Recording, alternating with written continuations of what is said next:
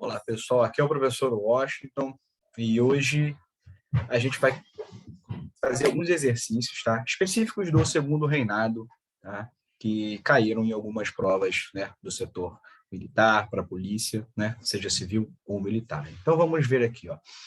A primeira que a gente vai ver é uma questão sobre o segundo reinado, mais especificamente sobre a Guerra do Paraguai, tá bom?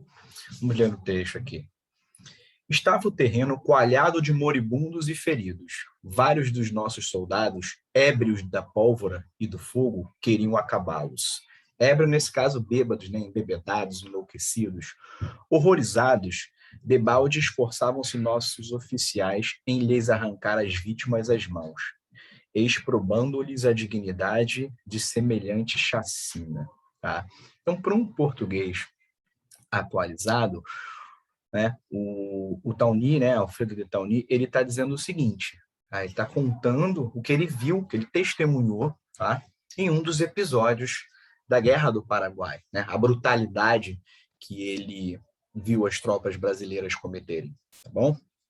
Então, vamos para o enunciado. No período de 1867 a 1880, o Brasil se envolveu num conflito que marcou a história latino-americana, a Guerra do Paraguai. Com base no texto acima e nos seus conhecimentos, pode-se afirmar que, e aqui, pessoal, eu vou ensinar vocês não só a marcar a correta, mas também a eliminar quais são as erradas, né? Vai que bate aquela dúvida, a gente precisa saber o que não vai cair, tá bom? Então, vamos lá. Para o Paraguai, o resultado foi desastroso, correto. Perdeu parte do seu território, sim, uma parte do que hoje é Mato Grosso do Sul perdeu para o Brasil, e o que é a província de Misiones, norte da Argentina, perdeu para a Argentina. Tá? Sua economia foi destruída, sim, arruinou completamente a economia paraguaia, né? O pouco do parque industrial que o Paraguai tinha foi saqueado, né, pelos brasileiros e argentinos. Sua população adulta masculina foi aniquilada. Tá?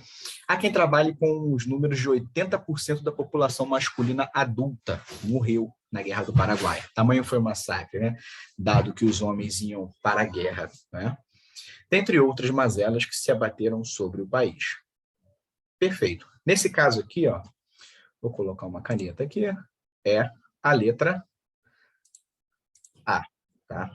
A correta, tá bom? Correta, letra A. Mas vamos ver se tivesse batido uma dúvida aqui. Ó.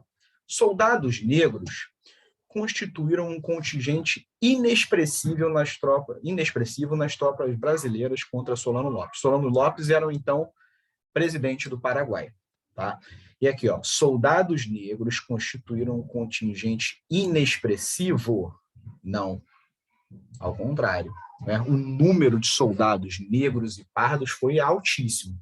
Tá bom? Então, esses indivíduos vão, de fato, fazer muita diferença do ponto de vista numérico nas tropas brasileiras, tá bom? Então, a B está errada.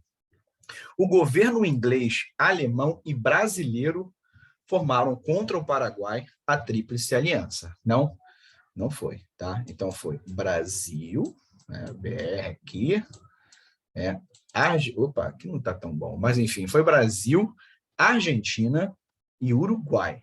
Tá bom? Então, esses dois aqui, completamente errados, tá bom? Letra D. A participação do Brasil no conflito atendeu somente a uma imposição do governo inglês, tá? O envolvimento inglês na guerra, pessoal, é muito polêmico. Né? Então, há quem aponte que foi interessante para a Inglaterra ver a Guerra do Paraguai, porque via no Paraguai, abre aspas, um mau exemplo para os vizinhos, tá? O Paraguai era um país que, desde a sua independência em 1811, está num ritmo de crescimento saudável, né? 5% aqui, 4% lá, 2% aqui, 3% lá, mas é ininterrupto. Né? Até a Guerra do Paraguai, ou seja, até 1864. Tá? Então, muita gente diz, ou pergunta, mas o Paraguai era a maior nação da América Latina, mais rica? Não, não era. O Brasil era. Tá? Mas, do ponto de vista qualitativo, sim, o Paraguai, né, tinha um crescimento considerável, né, interessante. A produção industrial já estava começando a se desenvolver. Então, isso era uma ameaça, abre aspas, para os ingleses, por quê? O mau exemplo. Vai que os vizinhos copiam. Tá? E se os vizinhos copiam, a Inglaterra perde uma parte significativa do seu mercado consumidor. Tá? Então, para a Inglaterra, não era interessante ter um Paraguai independente e com possibilidade de influenciar os seus vizinhos. Tá? Então, nessa daqui, letra A. Vamos lá. Essa aqui é um modelo clássico do certo e errado, né? Mais comum da CESP, tá? Mas eu peguei aqui porque ela é bem atual. Tá fresquinha aqui para gente. Deixa eu pegar aqui. O sistema de aldeamentos marcou o princípio da política indigenista no território que passou a ser chamado de Brasil. Tá? E que sistema de aldeamento é esse? Tá?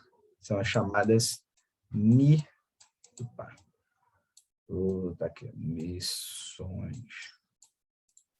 Tá, não ficou muito bem. Deixa eu ver se eu consigo aqui. Ó. Missões. No texto não está tão bem aqui, não. Missões ou eduções. Tá? Esses são os aldeamentos, que o texto faz referência. Tá? Marcou o princípio da política indigenista no território que passou a ser chamado de Brasil. Ou seja, a gente separava esses grupos, tá? Fazia uma segregação étnica em torno dessas missões ou reduções.